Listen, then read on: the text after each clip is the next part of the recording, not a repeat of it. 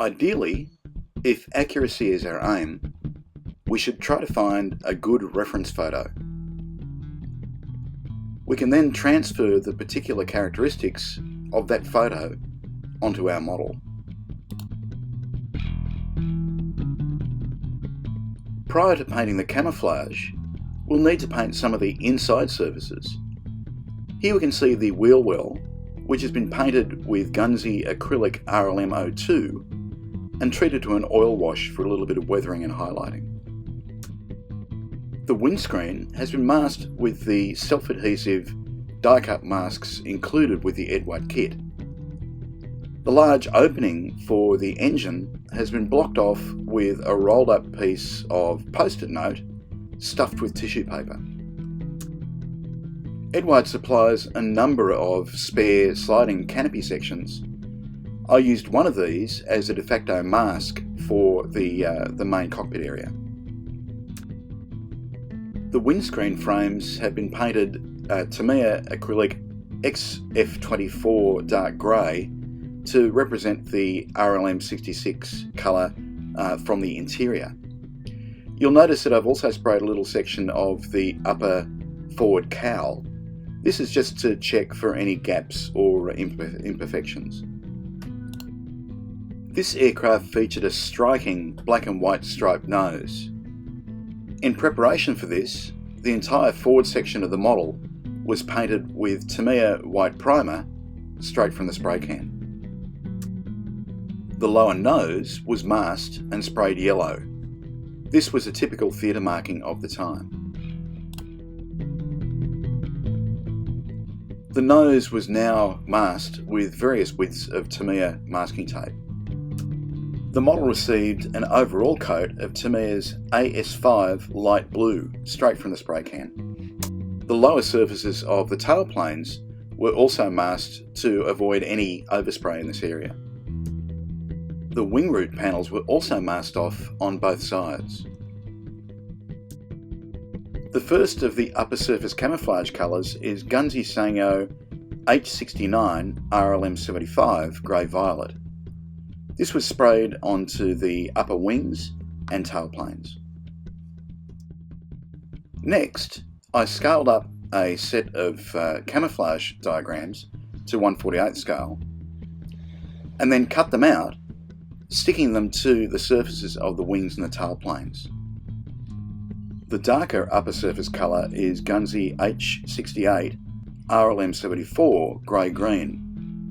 You'll notice that I've also sprayed a random series of mottles in a paler shade of each colour over the two grey camouflage colours. Next up, I sprayed the characteristic blotches and the small mottles onto the fuselage sides and also to the tail.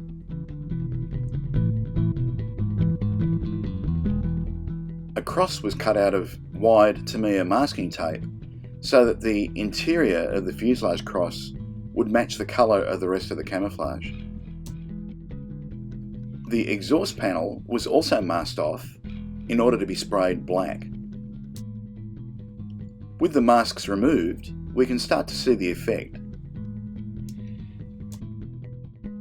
Note the wispy, wavy camouflage between the dark grey demarcation and the RLM76 light blue lower surfaces. Not much to see here at the moment.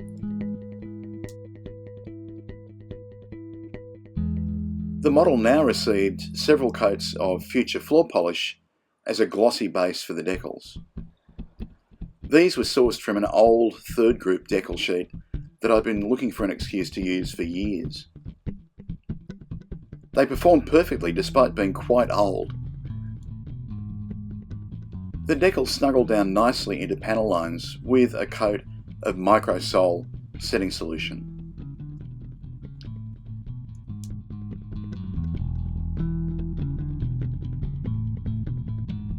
Here, the model has received a panel line wash comprising water, future floor polish, and a spot of Tamiya XF1 flat black and XF64 red brown.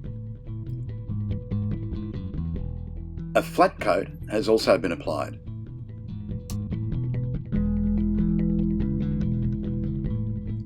The lower surfaces have also been treated to a panel line wash.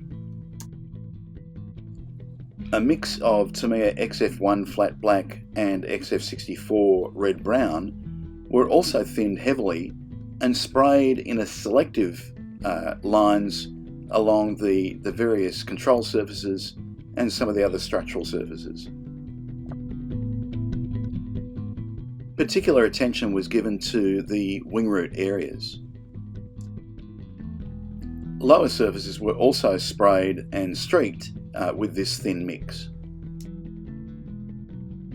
An additional heavier coating was applied around the exhaust areas and the wing roots. Note too that chipping has been applied with the tip of a silver Prismacolor pencil. Various sub-assemblies are painted around this time. Here's the propeller, and also undercarriage and canopy parts.